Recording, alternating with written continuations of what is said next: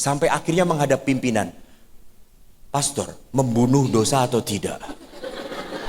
Kenapa saya ingin memukul pastor ini? Ibu dengar cerita saya enggak?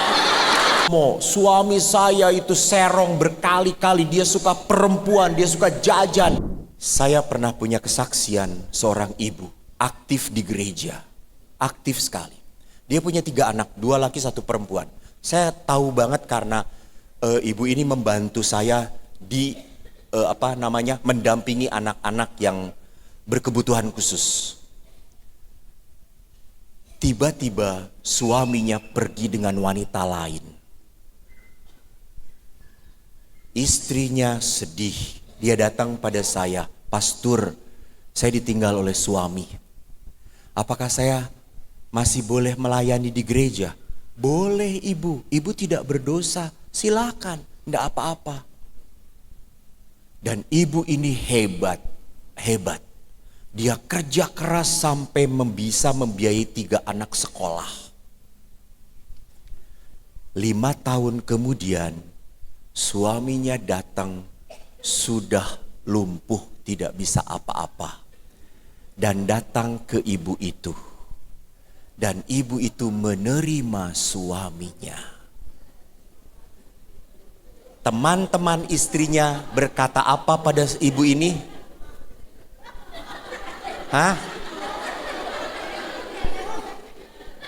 Berkata apa pada ibu ini? "Kamu wanita bodoh." Bodoh. Ingat, apa yang bodoh di mata manusia adalah mulia di mata Tuhan. Ibu ini rawat suaminya dengan penuh kasih. Sampai akhirnya meninggal dunia. Pada saat meninggal dunia, saya tidak bisa misa requiem karena pastor pendamping bukan saya. Pada saat hari ke-7, saya misa peringatan. Saya datang dan berkata, "Ibu, saya kagum pada ibu. Betapa ibu penuh pengampunan." "Pastor, boleh jujur?" "Boleh. Kalau saya lihat isi hati saya marah, saya jengkel. Saya inginnya itu burung suami saya putuskan. Saya potong kecil-kecil, saya jemur, saya makan. Kalau saya lihat marah saya, tapi saya melihat Tuhan, saya melihat Tuhan. Saya harus menerima karena saya menerima dia di hadapan Tuhan." Kalau orang bersama Tuhan, maka kemarahan pun akan turun. Tetapi kalau Anda bersama kemarahan sampai kapanpun, Anda tidak mungkin memaafkan pria seperti itu. Betul atau tidak? Betul. Tetapi hanya bersama Tuhan Anda bisa mengampuni. Kalau tidak bersama Tuhan, Anda tidak bisa mengampuni. Maka Ibu Teresa bagus. Ibu Teresa, apa nasihat ibu supaya perkawinan kuat? You must pray and forgive. Untuk ibu yang sendirian, yang merawat anak-anaknya sendirian, apa yang harus kami lakukan? Pray and forgive. Kenapa doa dan pengampunan? Karena orang tidak bisa mengampuni kalau tidak berdoa. Dan kalau Anda berdoa dan Anda tidak bisa mengampuni, berarti doamu bohong. Ingat doa Bapa kami, ampunilah kesalahan kami, seperti saya pun mengampuni suami saya. Saya pun mengampuni istri saya. Jangan bohong-bohong dengan Tuhan. Maka sekali lagi, kalau berat perkawinan, panggil Tuhan. Tuhan yang sudah menyatukan. Tuhan yang bisa menguatkan Anda. Dan Bapak Paus Fransiskus mengatakan, perkawinan itu jalan kekudusan. Ibu-ibu, ibu tahu nggak orang-orang kudus, Santo Santa? Pernah dengar kisah hidupnya? Salah satu mungkin. Pernah? Pernah ya. Apakah ada seorang kudus hidupnya tenang-tenang atau penuh penderitaan? Hah? Bahkan ibu kita, Ina Maria, disebut di dalam gereja sebagai Bunda 7 kedukaan. Bukan bunda 7 sukacita, bukan bunda 7 kedukaan. Jadi memang kita dikuduskan oleh Tuhan lewat apa? Lewat kelemahan pasangan kita. Jadi bapak-bapak, kalau istri Anda banyak ngomel, Anda sedang dikuduskan oleh Tuhan. Tenang aja. Anda akan masuk surga kalau tahan. Maka Anda harus bersyukur. Ayo mah, terus mah ngomong. Supaya saya masuk surga mah. Ayo mas, terus omelin saya terus. Ibu-ibu kalau punya suami yang menjengkelkan, tuli, bersyukurlah. Anda sedang dikuduskan oleh Tuhan. Ingat, jalan kekudusan itu harus lewat penderitaan. Penderitaan. Tidak ada orang dikuduskan tenang-tenang saja, happy always, senang-senang. Tidak bisa. Suster, kita pun sama. Kita dikuduskan dengan apa? Doa, puasa, mati raga, dan hidup komunitas. Kita itu sebagai biarawan-biarawati tidak bisa memilih teman serumah. Dan kadang-kadang teman serumah menjengkelkan.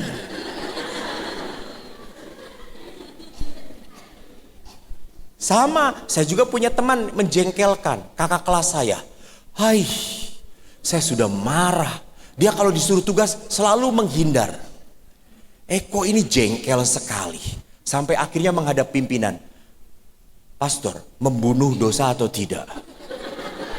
Kenapa saya ingin memukul pastor ini? Jengkel sekali. Dosa kok tidak boleh. Dan lebih menyebalkannya, setiap malam itu kami berdoa malam bersama melingkar. Dan dia percis di depan saya. Maka kalau Bapak kami, ampunilah kesalahanku seperti aku pun tidak mau mengampuni dia. Tapi ingat suster, selama kemarahan itu dipendam, lama-lama kita tidak betah dalam komunitas. Betul atau tidak? Saya tidak betah. Dan itu memicu kita keluar.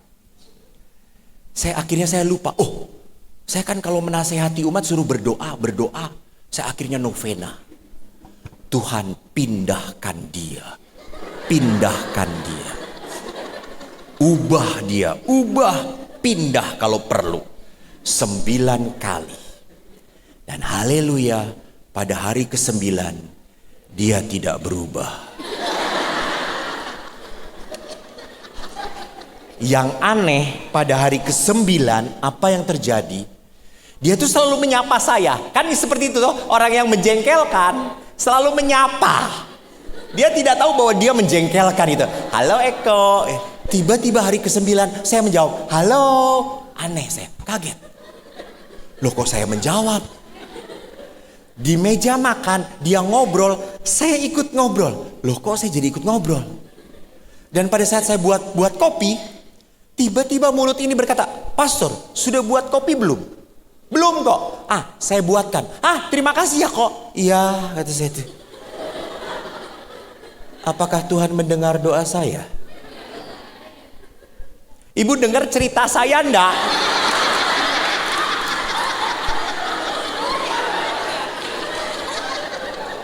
Ini jangan dikasih salib. Blow on ini enggak. Doa saya apa? Tuhan, semoga dia berubah atau pindah. Jadi Tuhan mendengarkan doa saya atau tidak?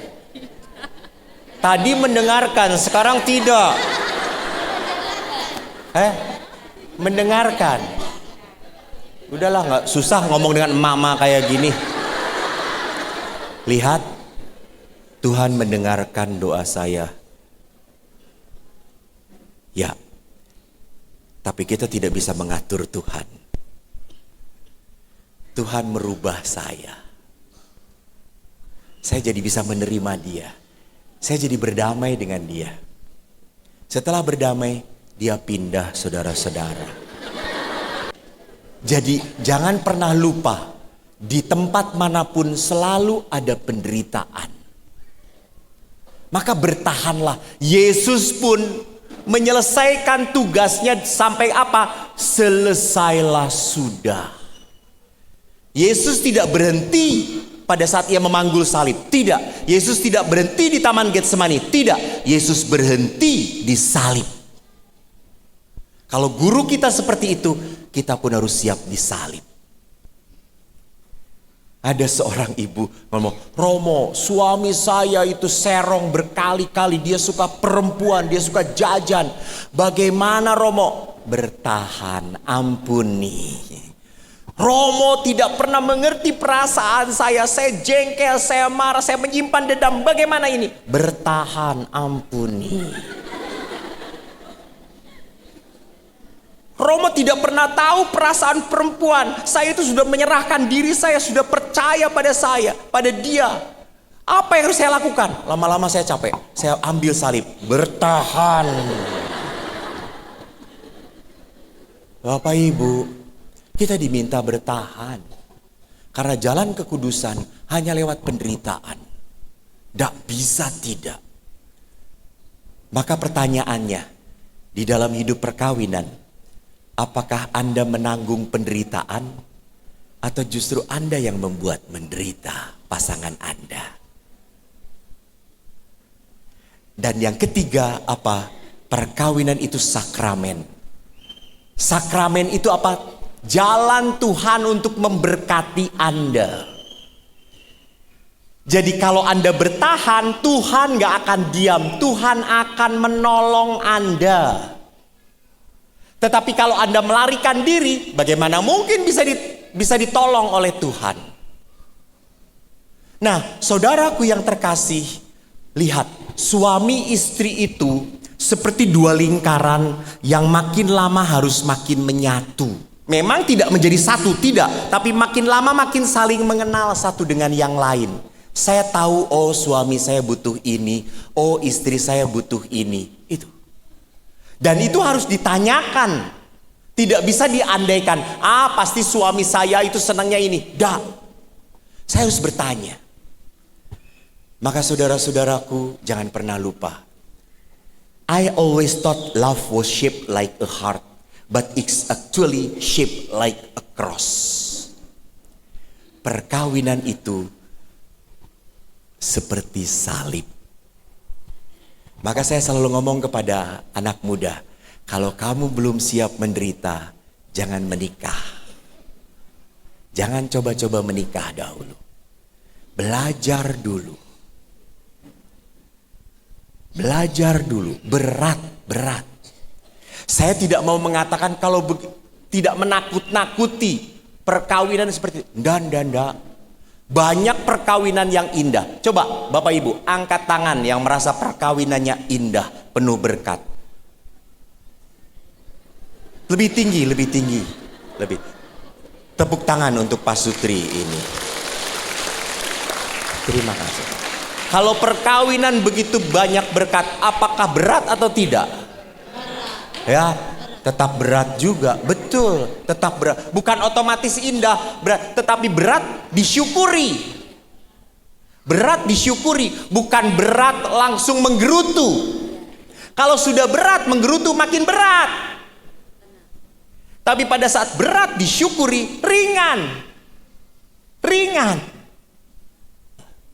Ayah saya, waktu ibu setelah pensiun, ibu saya kena stroke, tidak bisa apa-apa. Lalu ibu hanya bisa tertidur dan yang merawat ayah, ibu adalah ayah.